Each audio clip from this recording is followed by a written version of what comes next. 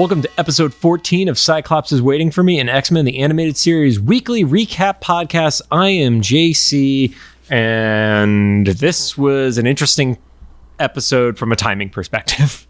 Yeah, you texted me about this when you're like, have you watched this yet? And like, you know me, I'll watch this half an hour before I show up at your place because I'll forget it. And who are you? I'm Rod. You can find music hopefully on Spotify. I say the question mark because I recently just switched distributors and I'm old and don't know how things work. But by the time you listen to this, there should be shit up on there. Cyclops is Waiting for Me is our weekly podcast series where we're going back and watching every single episode, even the uncomfortable ones like today's, of the original 1992 X-Men the Animated Series in the original intended script order, building up to the release of X-Men 97 coming to Disney Plus in 2023. Some quick reminders. We are a recap show about a series that came out 29 years ago. There will be spoilers, and if you don't want it spoiled for you, pause the podcast, watch the episode on Disney Plus, and then come back. And we're going to do our best to avoid mentioning anything about future episodes that we have not covered yet. Speaking of Disney Plus and me just shouting them out, we're not actually affiliated with them or sponsored by them in any way, shape, or form. And don't forget to follow us on social media at Cyclops IWFM Pod on Twitter, Instagram, Facebook, and probably TikTok, because I keep committing to that. Yep. And of course, You just keep extending this by a week every time by mentioning it. And of course, make sure to follow us on all your favorite podcast services, which by the information we're getting is probably Apple Podcasts. So hello, Apple Podcast listeners. And finally, we record these episodes in batches right now. So if we're reacting to any news about the upcoming series, we're probably a few weeks behind. But as of right now, besides a new Gene action figure that nobody likes the design of, there's not really any new news. But I still pre-ordered it. Yes, most people probably still pre-ordered it. It comes in a cool VHS case. Today, we're going to be talking about Season 2, Episode 4, titled Red Dawn. And there is my mistake in the show notes because I put parentheses, number, and title instead of removing those. It aired originally on November 13th, 1993, and currently sits at a 7.3 star rating on IMDb. One additional disclosure before we get started. We are recording this episode on March 26, 2022. At this time, Russian forces are still actively attacking and invading the Ukraine. We mentioned this as we know the podcast episode won't go live for another month or so, and the state of the world may be very different at the time. In discussing this episode, we're only going to be referencing Russia in the context of the story and the state of the former Soviet Union in the 1990s. It is fairly impossible for us to record this episode without acknowledging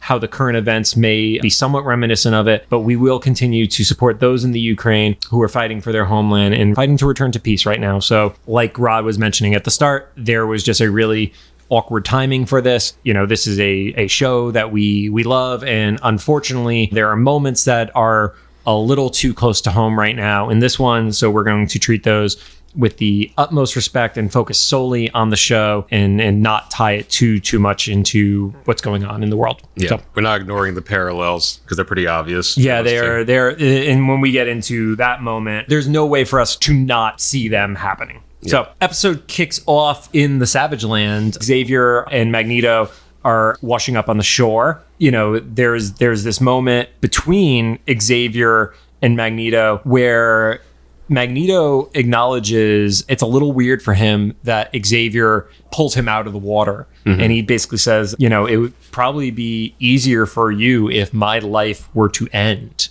Which is a more mature response from Magneto than most of my past relationships. I'm just going to say, like, even Magneto's like, you know, your life would be easier if I wasn't here. I'm like, life would be easier if more people acknowledge that. Yeah. But I think that is a great example of showcasing the different mentalities of the two characters, because Professor X is not the one to jump to violence. And I don't believe Professor X is looking for the easy solution, but that gets interrupted by a T-Rex attacking. Yeah, it's so cool. So we have this T-Rex who is chasing them, and they happen to be in an area surrounded by geysers. And this is where one of Magneto's strengths comes out, where he's a tactician, essentially. Xavier is very much a figurehead, whereas Magneto, you could tell, doesn't have issue getting his hands dirty and can think on the fly in a combat situation in the moment.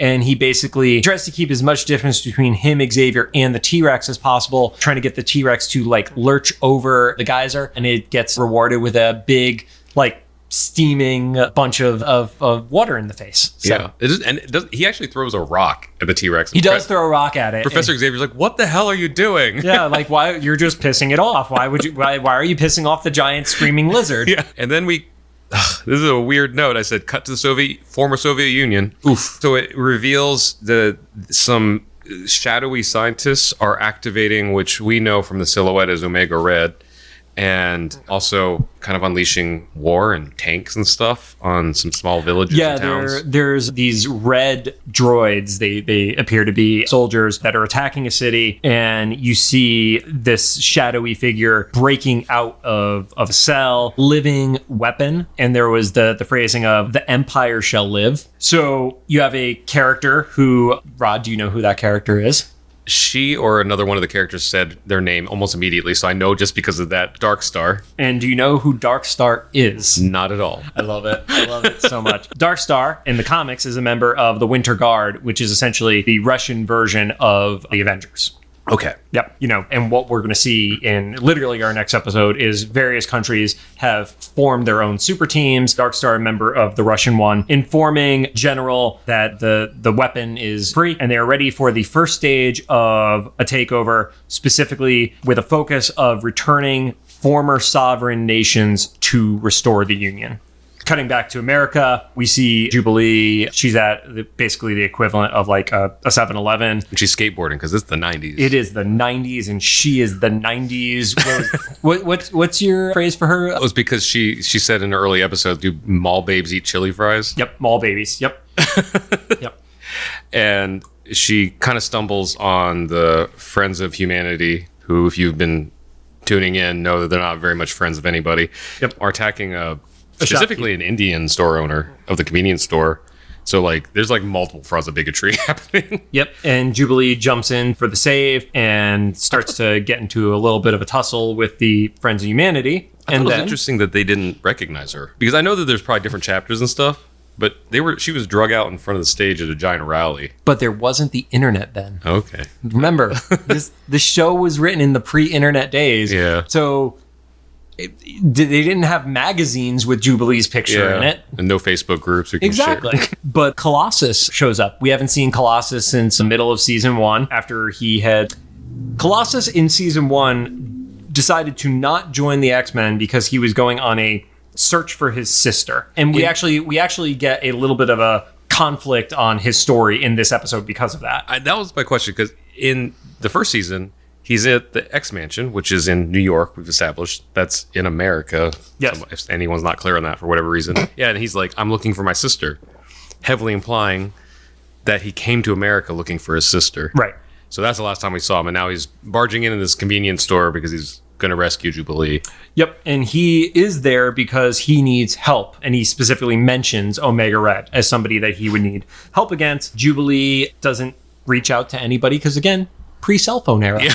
So she leaves a note on the fridge. If there's anyone that was born in a time that you don't know why this makes sense, just know that this is probably the most common communication between kids and parents or any adult figures in your life. Yeah, you didn't send a text message. You left a post-it note just like on the fridge. And you just let your guardians be afraid until they saw you next. Or relieved, depending on what kind of kid you were. Yeah, and then you get screamed at and you were told you can't go out again. And that was a whole thing. And they do establish at that time that the reason no one's home is that Gina and Scott and Beast are in D.C. testifying to Congress, probably for some mess that is happening with all the mutant versus human stuff. And we go back to the former Soviet Union. We're not quite clear on exactly the location. We just know it's some area that they're trying to reclaim. Yeah, we know that it's one of the former Soviet states. And there's a parliament meeting happening, and Omega Red kind of busts in and attempts to assassinate the parliament leader. Also, did you notice in the design there was literally like one of the characters who had the thin Stalin or more Hitler-esque mustache too? Yeah, they weren't going for subtlety in the representation. It was definitely it was an odd choice to see the character in there. But, you know, obviously they won fairly quickly, and because there's no military presence there, but Darkstar has to stop Omega Red, you know, from basically just murdering these people. And Omega Red kind of like starts to give the assertion that it's more than just him being a weapon of the Russian military. It is him kind of asserting that it's going to be his iron hand that is going to lead Russia into the future. Because if there's something that people with power never seem to learn from history, is that is never enough. Yeah. And I do like how the parliament leaders are like, you can't be in here. We're in the middle of a meeting. It's like that was going to be the thing. Yeah, that was going to stop him. Yeah. And Colossus finds everything's in ruins and eventually makes it back to his, what we find out is his home. Yep. It's destroyed, and then he starts having flashbacks. And this is where the incontinuities start happening. Yeah, so he has the flashbacks where, he utilized his power to stop his sister being crushed by like a tractor or something like that. A rogue tractor. Yeah, it was a rogue tractor that they never revisit. That was owned by the state. That was kind of like interesting. Well, that's the whole thing. You within the communist country. Yeah. He's shared the resources. Right, but he acknowledges, he decided it would be better for him to leave than have the wrath of kind of like the closed-minded bigotry of that area brought upon his family. Because he knew that any damage to Soviet property would be met with like unmentionable consequences. And also the fact that he was... a mutant. He was a mutant, too. Because that was something... When he stopped the tractor, he went into like full metal form. And then stopped the tractor. But also, I remember when the first episode that we met Colossus and Juggernaut, we were like, I don't know if Illyana ever comes back up again. Well, here's our answer. Yep. And that's where we say there is a continuity break in his story, because apparently Illyana has not left, wherever the country. This is, yeah. Yep. Or she had like, a semester in America. She's like 8, dude. I don't know how things work. I don't know how old kids are anymore. But he does find his sister who had hidden, and she basically lets him know that, a bunch of people had been captured and such, and they need help. We come back and Wolverine sees the note and proceeds to crumble it up and throw it on the floor after he recognizes the name Omega Red on it. Yeah. He's letting his emotions get to him. He's like, well, all right. No. He doesn't leave a note. He leaves it on the ground. Yeah. No, but I mean, he doesn't leave a note himself. Well, he could have just not crumpled up her note. So he gets in, and we make assumptions about supersonic flight and all stuff like that. Teleportation. Everybody teleports. Everybody can teleport. So they attack, they being Jubilee, who, by the way, did you notice Jubilee not in her normal... She was in, like, ski gear, essentially. I was wondering about that because when her and Colossus were in the jet thing, she was in, like, a different jacket. And she also was in, like, it was, like, white and pink. Like, it looked like ski pants, to be fair. Anytime Jubilee travels in the show, she has a new outfit. I think she's established that. Also, it is fairly cold in the area they were going, so it makes sense. That's probably more of why. So they attack the base, and Rod, I know you wanted to talk about the base attack and tanks and such. These tanks show up, and apparently in this future, or it's not even the future, this is still the 90s, the tanks have lasers? I'm assuming that either both or one or the other of like sensors of a children's show. And practices. But also, it's probably just cooler for kids to see lasers, versus like blurs of bullets and stuff. Or not, what do come out of tanks? Like shells? Sure, yeah, that. I would not survive in a war or a zombie apocalypse. I lose my glasses, nature will take me. Yep. But yeah, it was cool, almost futuristic image projected from the 90s of like, these tanks, they have lasers. Everything has lasers. Everything has lasers. So as that attack is happening, they start saving people. From behind, Omega Red shows up and ends up grabbing Illyana. And then we get a save from Wolverine. And this was the first time we saw a little bit of Omega Red's powers kind of come into play, right? Yeah, because he grabs Illyana with his coils and starts to drain her, essentially. Mm-hmm. And then when Wolverine shows up and they start fighting, when Wolverine hits him with his claws and it hits the coils, it gives you the impression that the coils themselves feel pain, or at least them being damaged causes Omega Red to feel pain. Peter obviously sees what's going on, and he drops a tank on Omega Red. Yeah. Him and Storm would get along really well. Storm drops buildings. Houses, yeah. Yep. I thought it was Wolverine is like super dazed because he starts to get drained, and he's like, I don't want your help. Yeah. It's like drunk Wolverine. It's the closest, because Wolverine can't get drunk, right? Because he regenerates. So this is the closest he gets to it. Yeah. Maybe that's why he wants to fight Omega Red. He's like, this is the closest thing to pain in life that I'll feel. I don't know. I'm reading too much into this. It's also why I'm not a writer for a show. And then that point is where Wolverine makes it very clear that him and Omega Red have a history to all the rest of the X-Men. He's like, me and this dude, we go way back. Also, I haven't told you about any of this. It could have been useful if we had communicated. Well, when was he supposed to do that? He had no point at what he was going to do. He had to throw the note on the floor and then hop into the jet. So we see that the Omega Red is essentially a copycat of the program that America did. And you literally see a Captain America poster on the wall there's like the chamber where they created him and stuff like that. And you see a fight between Omega Red, Wolverine, and... I'm going to get this wrong again. Maverick? Yes. Oh, wow. That was just a guess because Because you messed it up last episode. I always forget. Yeah. Well, why do you hate Maverick? I don't hate Maverick. I just forgot him 2 out of the 3 times. Wait, so is it worth getting into what Maverick is, or do we find out later? I don't remember if we find out later, so let's not spoil it. Okay, cool. Yep. Well, stay tuned if you want to find out who Maverick is, because you'll be finding out with me. Yeah. 4 weeks later. Yep. We've now mentioned Maverick at least 3 different episodes of the show, but he has never been called out by name. And then, it was like, oh, well, you beat him before, so we could beat him again. And Wolverine says, well, we slowed him down and we got lucky. Yeah. So it says something, because Wolverine is usually pretty cocky about this kind of thing. And he's like, oh, this is going to be a problem. Yep. But in perfect timing, the Blackbird arrives. Yep, Storm, Rogue, and Gambit. Yeah. And they proceed to yell at Wolverine for not leaving a note, essentially. So once again, I want to see, remember I mentioned before about like Party Storm or whatever, Weekend Storm. I kind of want to see this domestic version of the X-Men where they're at the X-Mansion, eating lunch or whatever, and then Rogue notices a crumpled up piece of paper on the ground. She's like, what's this?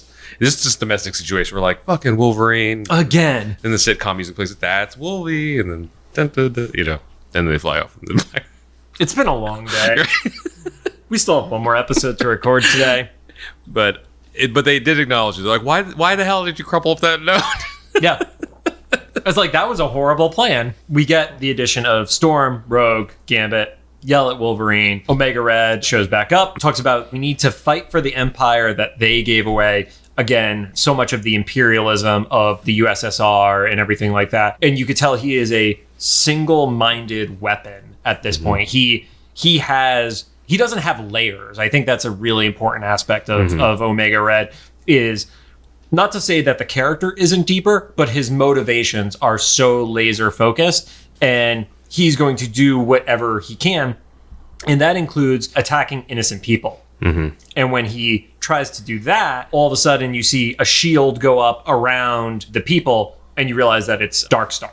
Yeah, which I wasn't really clear on her powers until then. It's a matter manipulation, kind of. A little bit telekinesis, but there are dark aspects to it. Gotcha. Yep. Yeah, because she exhibits through this sequence how much she can control it, because she literally just reabsorbs into her hand at some point and back and forth. Anyway, yeah, so she kind of takes control of situations, yo, dude, this wasn't the goal. We're not here to, hurt this many people and stuff. We're just trying to reclaim, in her mind, they're just trying to reclaim something that was theirs.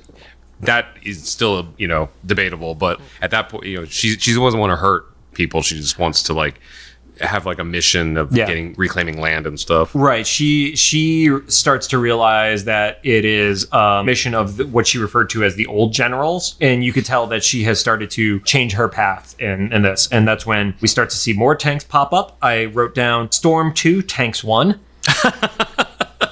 And Darkstar continues to protect Colossus and all the people that are with them from the tanks, the laser tanks. Yep. So in this fight with the X-Men confronting Omega Red starts to absorb some of Rogue's life force, which I thought would get cooler, but didn't really go much past him just kind of taking her life force or whatever. No, because he's very much a leech with his power. Yeah.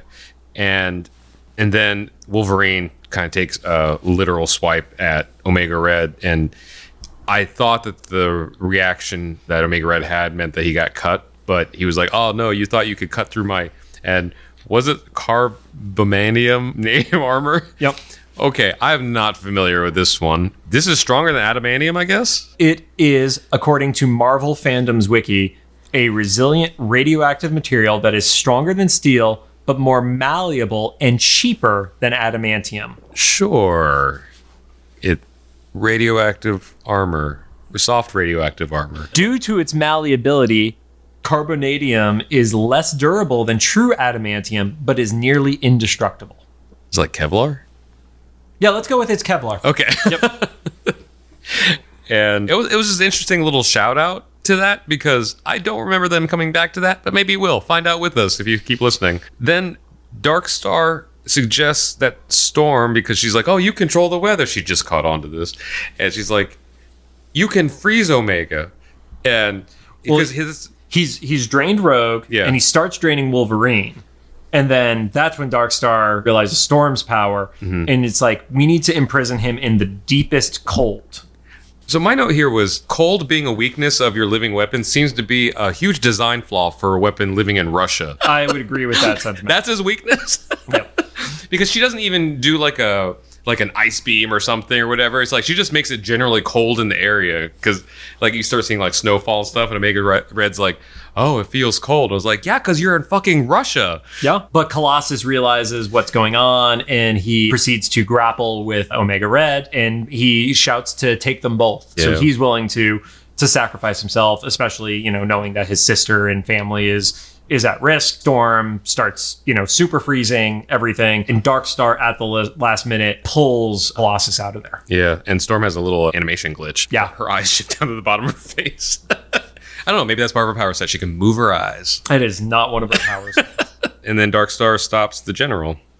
Yep, Darkstar captures the generals, and they say, we're free for now from their night of terror. The episode ends up with Colossus being invited again to join the X-Men, and he rejects the offer a second time. At that point, the X-Men, especially Wolverine, should be like, all right, I get the hint. You lied to me once. Your sister's not in America. We're going to chalk that up to a creative decision changed. I'm pretty sure it wasn't an intentional lie. See, in my head, Colossus is just like, what can I tell him is going to get off his back? I don't live here. I don't live in New York. I live here. Yeah, and it ends with, Colossus kind of giving a feel-good moment of like, well, we're going to make it through because we have friends like the X-Men.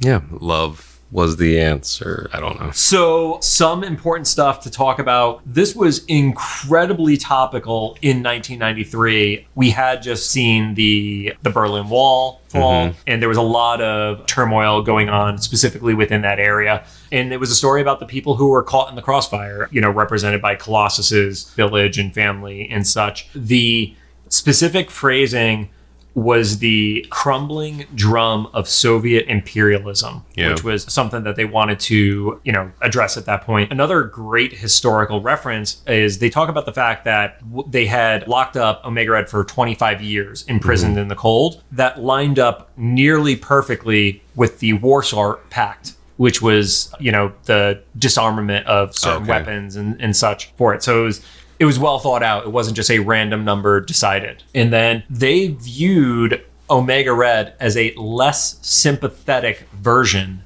of Wolverine. Oh. Yeah. I guess I could kind of... well, I could see that up to the point where, like you said, he doesn't have layers. And at least Wolverine has like a complicated past, even if he's kind of an asshole sometimes. Yeah. Well, I think what we're going to talk about in the next episode is so much of Wolverine's past that, looking at that is you see somebody who was designed to be a weapon. And this is somebody who just embraced that weaponry or weapon. No, that's not a word. No, I'm not. Okay.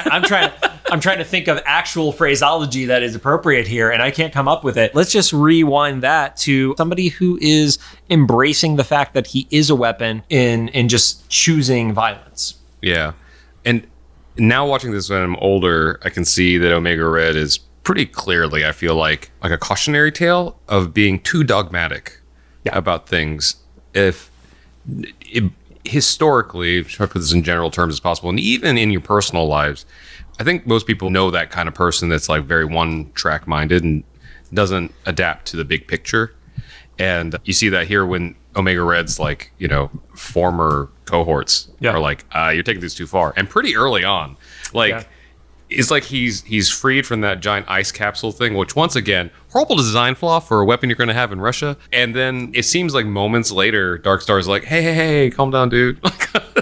Yeah, and I will say from the times where I have read Darkstar as a character, there was actually a really recent Winter Guard series kind of spinning off of some of the Red Guardian and Yelena stories from Black Widow and such. Darkstar is very proud of her nation, but she doesn't fall into an evil category, whereas it's pretty obvious that Omega Red definitely does. He doesn't have the same moral quandaries that you would see somebody with Darkstar have. So I remember Omega Red being like a favorite of my brothers when we were kids, because especially his action figure was really badass. So I'm not really familiar with his backstory, just like in general historically. Was he once human or like humanoid-ish and got turned into this like Wolverine did? That's what I got from the storyline? So I've not ever formally read his origin story, but Omega Red is a mutant. The reason you know he's a mutant is if you go off of modern comic storytelling with the island of Krakoa, you have to be a mutant to be a resident of the island. Okay. Yeah. And he is invited to become a resident of it. The whole moral quandaries of Omega Red, separate conversation, but he is a mutant. And within Russia in the Marvel comics, there are people who are utilizing, like I said, even with the Winter Guard, they are seeing what is happening in other countries and preparing their own line of heroes, soldiers, defenses, whatever you want to call them. So gotcha. Yeah, because I guess I realized like I hadn't ever seen like a before Omega Red or whatever, and stuff. And he just seems really extreme to have like come out of the womb like that, I mean, the coils are additions. He didn't start that way. Yeah, that was kind of the vibe I got from like, kind of like how Wolverine's skeleton was something that was enhanced later. Yep. So I assume that there's various aspects, especially the technological things Omega Red were enhanced after the fact. It was just, if I remember correctly, he doesn't really come up a whole lot more, at least in a major way, through the series and stuff. So I just never really had that much more background with him, except for like some of the fighting games for X-Men and the action figure. But I believe there are 3 more appearances of Omega Red. I don't remember exactly how much of an extent it was. The only reason I know that is we were originally going to have a guest on this episode. Unfortunately, there was a scheduling conflict, and he in particular wanted to pop on a Omega Red episode. And I looked to see how many there were, and there are 4 where he is listed in the credits. Okay, so, cool. We'll have that guest on then. Foreshadowing. Yeah. Also, we're planning on having guests. Half of it is scheduling, and part of it is John not having COVID anymore, and the other part is me figuring out how to record 3 people. So they're called microphones, Rod.